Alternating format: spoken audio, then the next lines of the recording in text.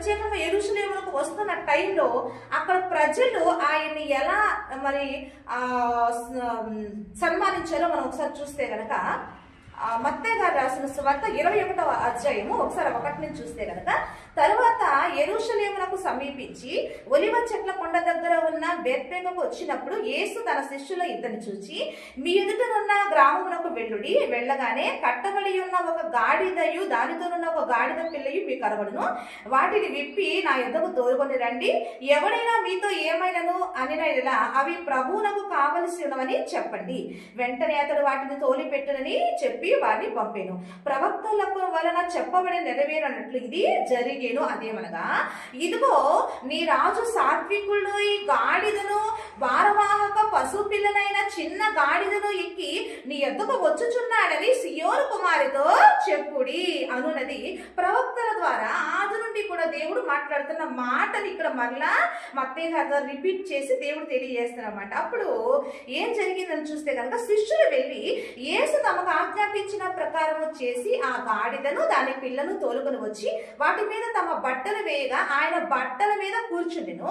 జన సమూహములోను అనేకులు తమ బట్టలు దారి పొడుగున పరిచిరి, కొందరు చెట్ల కొమ్ములు నలిగి దారి పొడుగున పరిచిరి. జన సమూహంలో ఆయనకు ముందు విడుచుండిన వారును వెనక వచ్చుచుండిన వారు, దావీదు కుమారునికి జయము, ప్రభు పేరట వచ్చువాడు స్తుతింపబడిన గాక, సర్వోన్నతమైన స్థలములలో జయము అని కేకలు వేస్తూ ఆయన కనపరిచారంట, ఆయన స్తుతించారంట.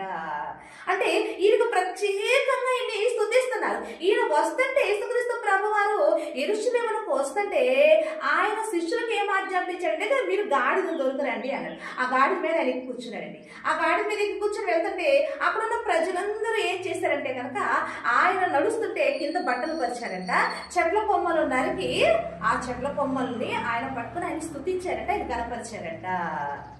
ఏమని?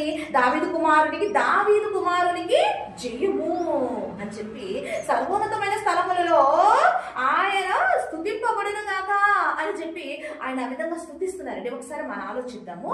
అంటే ఇక్కడ ఆయన వస్తుంటే అసలు గాడిదను ఎందుకు తోలుకు రమ్మన్నాడు ఆయన? అదేవిధంగా ఆయన వస్తుంటే ఆయన బట్టలు ఎందుకు పరిచారు ఆయనకి?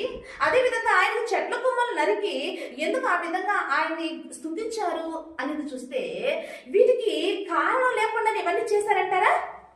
ఒకసారి ఆలోచిద్దామండి. ఏ కారణం లేకుండానే చేశారంటారా? కారణం ఉంది.